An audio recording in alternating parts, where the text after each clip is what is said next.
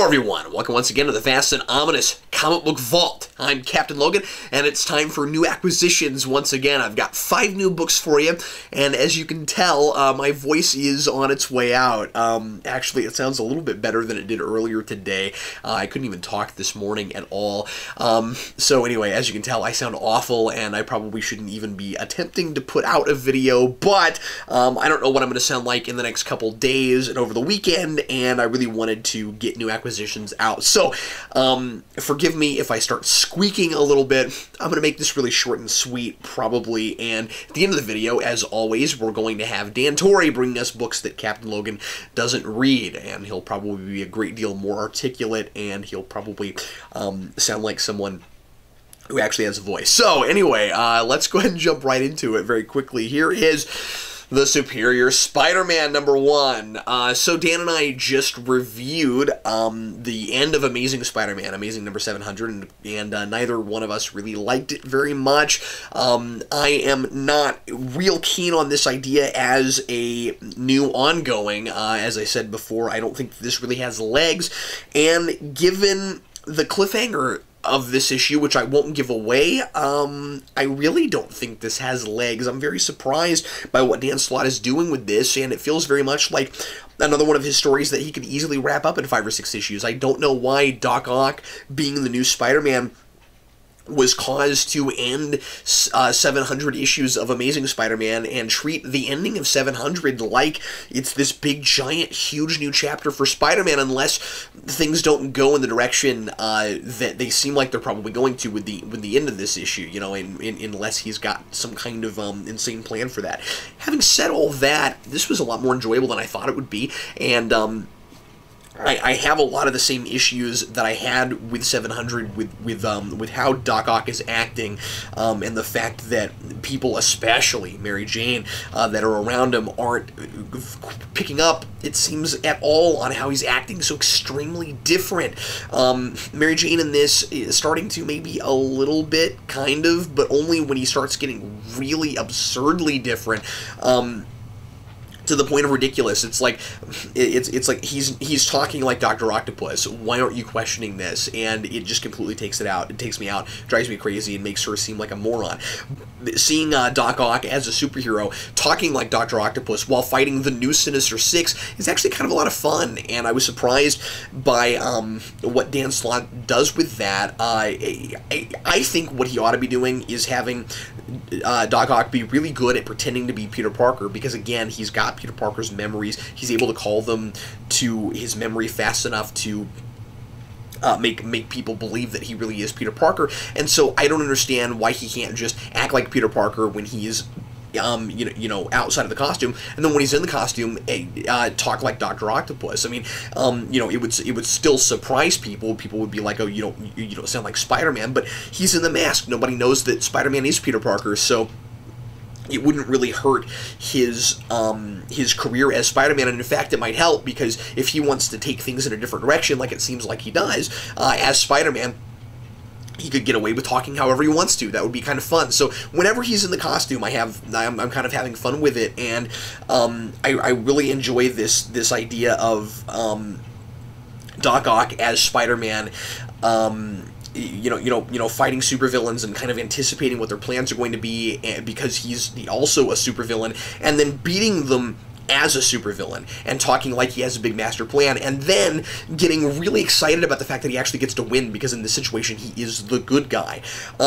Like a lot of Slott things, this is a first issue that I really kind of enjoyed, even though I have a lot of problems with it premise-wise and in supporting characters. But I mean, like, this is over-the-top, hilarious fun. We've got the new Sinister Six. Big Wheel is on that team, and I think that's really funny. I'm not sure I want to keep reading this book. Again, it's not a premise that I really care for, and I really don't like the fact that it's this new ongoing, but I also, most importantly, have gotten kind of used to this thing with Slott where he starts with a first issue that I really kind of like, and then it kind of all goes downhill from there. This is more cohesive than what he's been doing lately, and I was sort of surprised by that. On the fence about whether or not I'm going to keep going, but that's how I feel about it. on first read. Next up, The Secret History of the Foot Clan, #1, Teenage Mutant Ninja Turtles. This is written by Eric Burnham, who, of course, is the writer of the ongoing Ghostbusters series. I really love Burnham's work, and this is no exception. Absolutely fantastic first issue for this miniseries. Covers a ton of ground in just this first issue. And what I really like is that this is not just a big flashback thing showing us all about the old Foot Clan and how it started and everything. It's the Turtles and Casey and April and Splinter investigating the history of the Foot Clan at the same time as Shredder is also kind of doing the same thing, and it's not just that all of a sudden they want to know. There's a very good reason for it. There's a man in town who it's kind of a mystery right now as to why he knows so much about the Foot Clan, and both the Turtles and the Shredder are very interested in this guy for very good reasons. I won't give away any of the actual background about the Foot Clan, but I will say that there are a lot of questions that are already being answered here, or at the very least, I can kind of see where maybe it's going, and there's a really good sense that it might be. Now, I could be wrong about this, but I'm getting the sense now that it might not just be a simple reincarnation with the Turtles now.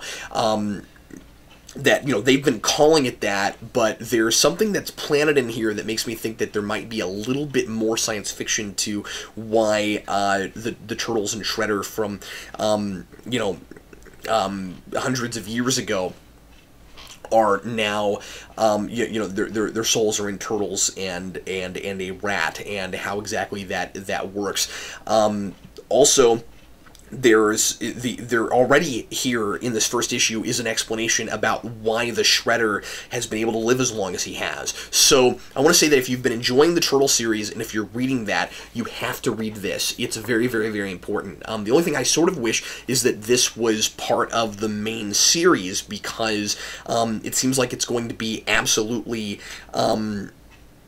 irreplaceable. It's going to be necessary. You're not going to be able to continue on without having read this. So, but at the same time, it is really great that Burnham's getting to write it. So that's all I'm going to say about it. It's really, really good, and the art is kind of different for the Turtles, and I really like it. But anyway, that's all I'm going to say about this. Okay, the next thing is Spawn, #226. Of course, we've got another kind of fun parody comic by Todd McFarlane, or parody cover, rather, by Todd McFarlane that has absolutely nothing to do whatsoever with the cover. By the way, on the back, there's an advertisement for The Art of Todd McFarlane, The Devil's in the Details. This is a new book that just came out. That I've been really wanting to get my hands on. But anyway, so this is interesting. This issue is about how it's like the secret history of Jayson Wynn. Basically, it takes Jayson Wynn all the way back to 23 years ago, so 3 years before Al Simmons becomes Spawn, because Spawn works more or less in real time, and it gives us this history of the Angels working with the United States government, and it's really, really political. It's really heavy political stuff, and honestly, all of the expository dialogue, as I've said before with the series, it really kind of weighed the narrative down for me, but there was a little bit more of interest to me that kind of helped to get me through it. A lot of why I've been able to continue reading this book, even though I haven't really cared for how slow as molasses it moves, but that's kind of par for the course with Spawn, is Simon Kurdansky's artwork, and I think that his art this time is a little bit subpar. It might just be because he doesn't get a lot of interesting to draw, but this time there's just so many of the panels are just black with like a little bit of a person's face in it. Before this, we've seen mostly these really beautifully haunting kind of panels from Kurdansky, and really vivid paintings, and here it's a lot less detailed, and there's just a lot less to look at. So I wasn't real crazy about the art this time, and it's by the same artist, so that's a little bit unfortunate. All in all, though, it was kind of fun to get more information about Jayson Wynn. I'm not sure really how well it works with some of the early stuff we got from him. There's even a reference to issue 16. I mean, we're going all the way back to that, and you know, mentioning a Redeemer or Anti-Spawn. I'm not sure how much sense it makes with what happened back then, but it is kind of interesting. The cliffhanger is really exciting, and something that I'm really glad is happening. At the same time, we've had this with the series within just the last 10 issues, where you'll get a cliffhanger, you're like, yay, that's great, and then it's not called back to yet, even now. So we'll see where it goes. The next thing I want to mention before we get to Dan's reviews is Action Comics number 16. I'm not going to say very much about this one. If you can make heads or tails of what Morrison is doing in this issue, you're a better person than I. This is more giant, over-the-top, crazy Silver Age Superman stuff from Morrison, jumping from the Legion of Superheroes to sort of Death of Superman. I'm not real sure if Morrison is talking about the Death of Superman that I remember, because he mentions Doomsday, and they keep calling the day Superman died Doomsday, but then there was apparently like the red sky of Krypton when that happened, and there's no mention of the actual monster of Doomsday, so I don't know if he's talking about actual Death of Superman, or if it has been in 52 retconned to be something else. Honestly, I thought Death of Superman in this continuity didn't even happen, so I'm a little bit lost on what's going on with that, but it's 52, I'm lost a lot of the time anyway.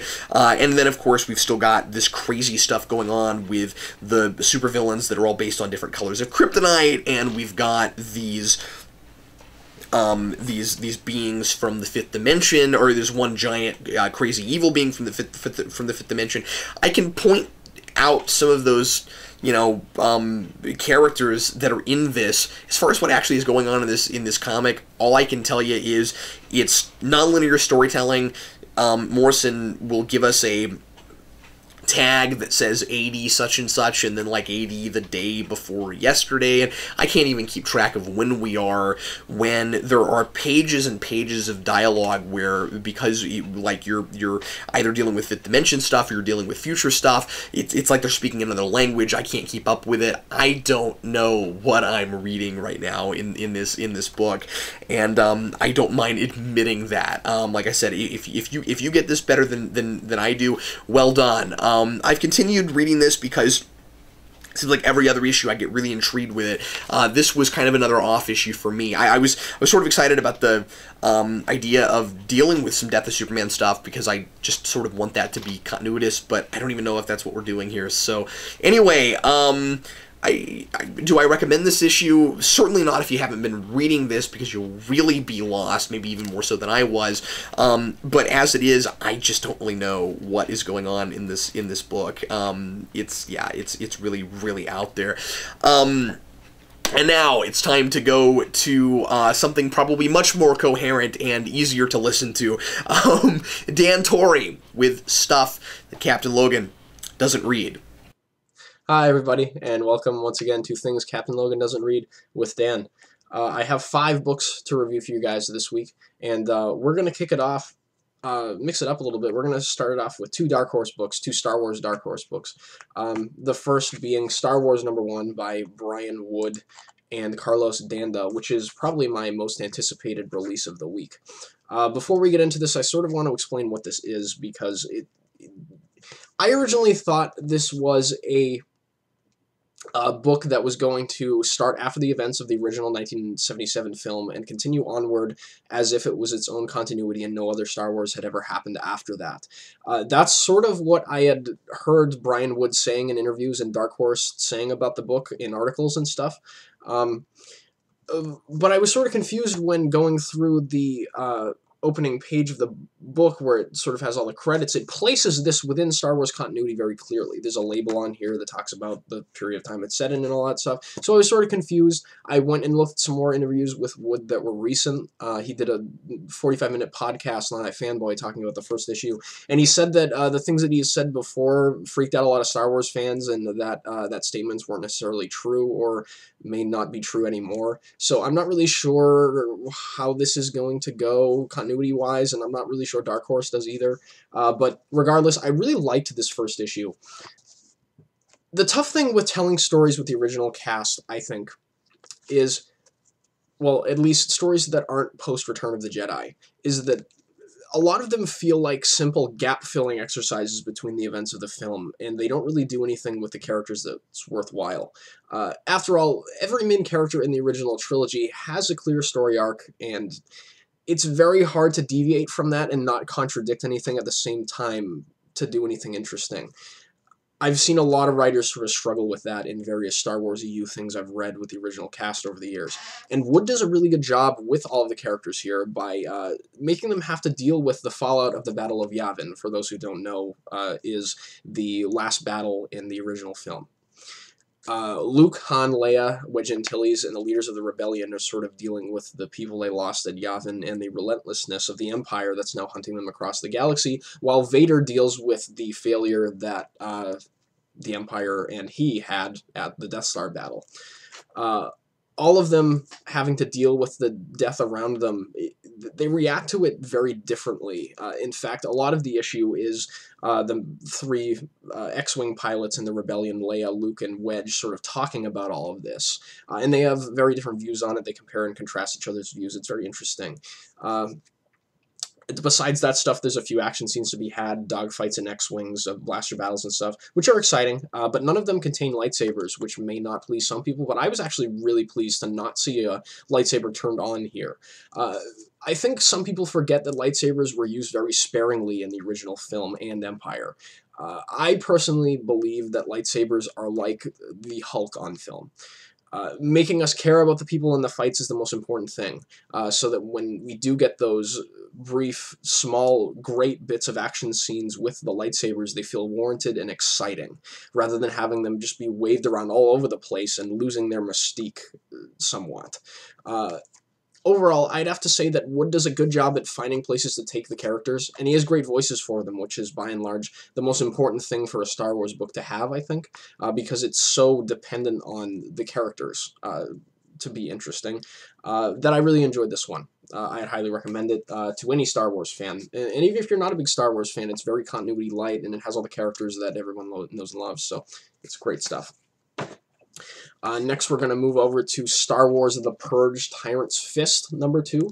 2 weeks ago, I reviewed the first issue of this book, and I wasn't able to get the second issue, but I was able to snag a copy this week, and here we are.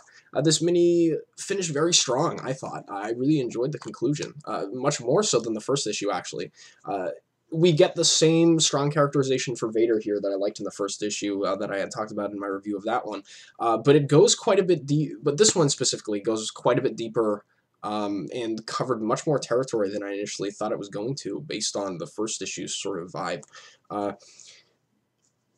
We see Vader here not only trying to destroy the Jedi physically, but also trying to make the galaxy forget they ever existed. It's sort of this thing where the issue has a lot to say about cultural and idealistic destruction.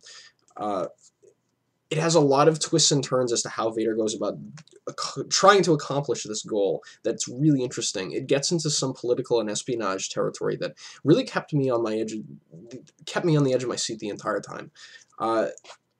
We also get the idea that Vader is unwilling to be redeemed at this point in his life, reiterated by the end, which is a great place to leave the story off. And overall, I just really enjoyed this. I'd put this up with Darth Vader in the Ghost Prison, one of the other Dark Horse minis that was done recently with this character, as some of my favorite Vader stories done in recent memory. I really enjoyed this. It's pretty good. All right, now we're going to do Thor, God of Thunder, number 4, one of the 2 books by Jayson that I got this week.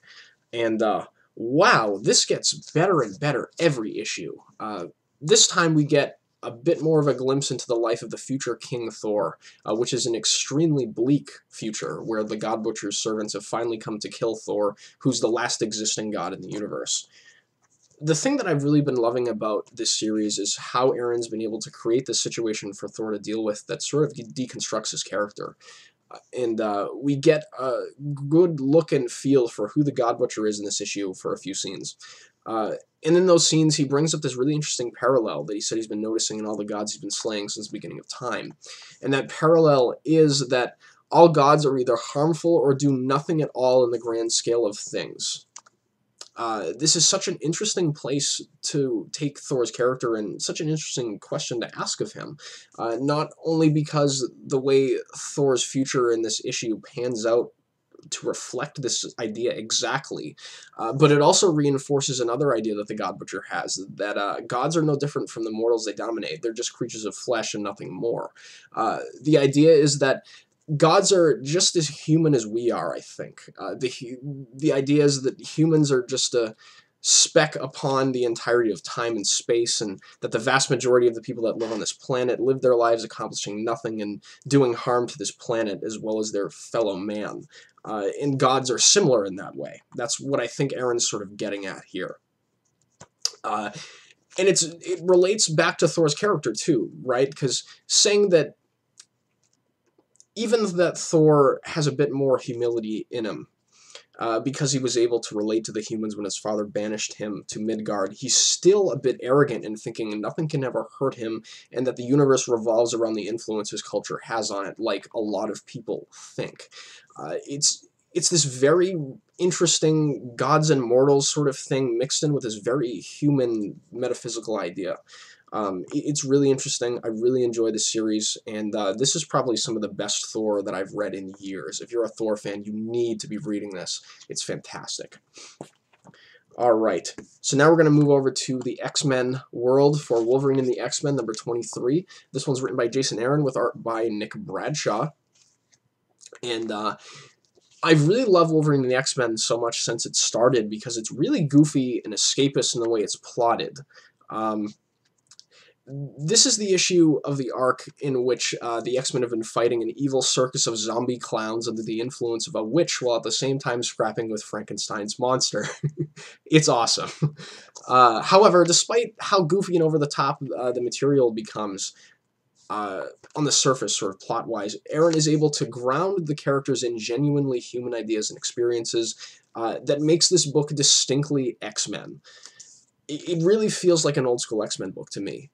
This arc has been all about birthright and paralleling the plight of the mutants with the story of Frankenstein's monster and the last descendant of Victor Frankenstein, who's a member of the new Hellfire Club. The mutants, the monster, and the newest Dr. Frankenstein were all prosecuted because of the way they were born. Frankenstein was born into a family that's tabooed. The monster obviously was prosecuted because of the way he looks and how freaky he is, and the mutants have this incredible power that nobody really understands. Aaron uses this parallel to sort of reinforce how difficult it is to adhere to the ideas of the X-Men, and how easy it is to let your hate for those who hate you consume your life and turn you into what you hate, a spiteful man with a prejudice for a group of people you don't really understand, as well as feeling entitled by your birthright in order to rationalize dominating all around you no matter the cost. It makes the X-Men look that more heroic as they overcome the various over-the-top threats here, and does a lot for making the new Frankenstein, Heidi, and Quentin Quire feel like real people. Aaron did a lot of work in this arc in making the kids in this book really fleshed out and interesting, which I really appreciated. He's also been doing a great job with these teenage characters in capturing what it's like for a contemporary teenager to be thrust into the role of a mutant, and continues to do that in this arc with the various scenes that I talked about with Heidi and Quentin previously. I felt as if the teenage coming-of-age thing with X-Men had been missing for a while during that whole Messiah complex until AVX period. Actually, pre-Schism, I think, was the period where they didn't really have a lot of teenage characters running around, and that sort of metaphor with mutant powers being a metaphor for adolescence was something that I thought was sort of lost there, and it's refreshing to read some stories with that classic endearing idea in mind. overall, I really enjoyed this one as well. I'm really enjoying this series. I've enjoyed it since issue 1. It's fantastic. And Jayson Aaron's becoming one of, if not my favorite writer at Marvel right now. He's just so good. Every issue I read from him is fantastic. So I can't recommend those 2 books highly enough. Next, we're going to move over to the Spider corner of things with Scarlet Spider number 13. This is by Christopher Yost and Coy Palm. And this is probably my favorite issue of Scarlet Spider thus far. We have Kane struggling with an idea that Peter Parker had also recently been struggling with again. And that idea is, how do you feel good about living the sort of life superheroes do when you can't possibly save everyone? Are you really making a difference at all, or just fighting the symptoms of a problem that is unfixable? I like that Yost deals with this a little bit more coherently than Peter Parker's most recent relearning of that lesson, which was great to see. Yost brings back the human trafficking plot that has been popping up here and there since issue 1 of the series, and this is where the idea I was talking about sort of comes in. Kane feels like he's fighting a war he can't win. Whenever he finds a human trafficking operation and brings them down, 2 more pop up in their place. And when he finds a girl on the street being sold into prostitution, he has no choice but to send her to the authorities, where she'll be deported and sent back to the terrible life she thought she was leaving behind by coming to America. This weighs heavily on Kane's conscience because one of his best friends was one of those girls at one time. But taking all of these girls in who are victims of this problem is an impossibility. He can't do that. Kane's also given the opportunity to solve a major problem with the only avenue being taking a life here as well. So basically, the main crux of this struggle is, how does one responsibly use the power that was given to them and still make an effective difference in the contemporary world? Is it better to take the moral high ground instead of solving a problem, or is sinking to your enemy's level a necessary evil in defeating them? These are the sort of moral questions that defined the early struggles of Peter Parker, and seeing them done in a fresh, contemporary way with a different character is a joy to read for me. Yost really gets what makes Spider-Man work, and it's fantastic stuff. I wish he was writing the main book. Alright, so that's all of my reviews for this week. I really hope you guys enjoyed them, and I'll see you next time. And finally, it's time for the Jayson pick for the week, and it seems like if there is a Batman book on the shelf that I didn't pick up, that's what Jayson likes to pick. This week, I'm going back once again to Detective Comics. It's Detective Comics number 16. This is by John Layman and Jason Fabok. I really, really liked this issue enough that I'm actually considering maybe going ahead and putting this on my pull and starting to buy it regularly. This is more Death of the Family, and you notice that Joker is all over the place on the cover, but Joker actually does not appear in this issue. And dare I say that regardless of that, this is maybe even my favorite issue of the week. Besides perhaps Secret History of the Foot Clan. And what this does is it basically has a bunch of different gangs based on the Joker all popping up at once, and we've got this, but not like just suddenly in this issue. This has been happening since the Joker came back and started his new spree after his face was mutilated, and for whatever reason, and it seems very much like there is a reason and we just don't know what it is yet, people are more affected by the Joker now than they ever have been before, and this is an epidemic of crazy, mad people who are impressionable and who, for whatever reason, become obsessed with the Joker. They like the Joker. Something about his theatricality, his madness, his ability to do whatever he wants to, no matter what it is, and no matter how insane and terrifying and murderous it is. This is enticing to these. To these unfortunately deranged individuals, and I think that Layman does a really good job of making some of these, a lot of these characters very different from each other, where they're not all just crazy and deranged. Some of them are just kids that don't have anything better to do, and they're again, they're impressionable, and so they're easily brought into these gangs.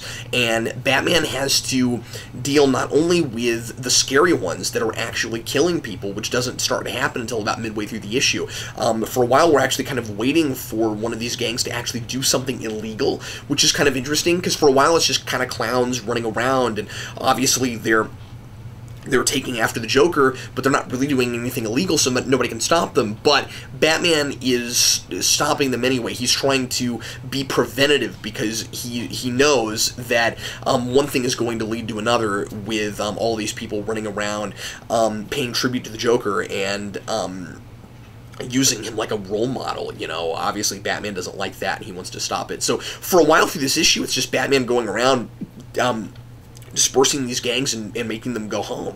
And then finally, of course, the murdering really starts to happen, and it's really kind of fun to see the different different gangs and what they all call themselves, and there's a lot of inventive names and inventive makeups and costumes. My favorite is the guy who actually has a toothy grin drawn over top of his mouth. I've never seen that before. That was weird.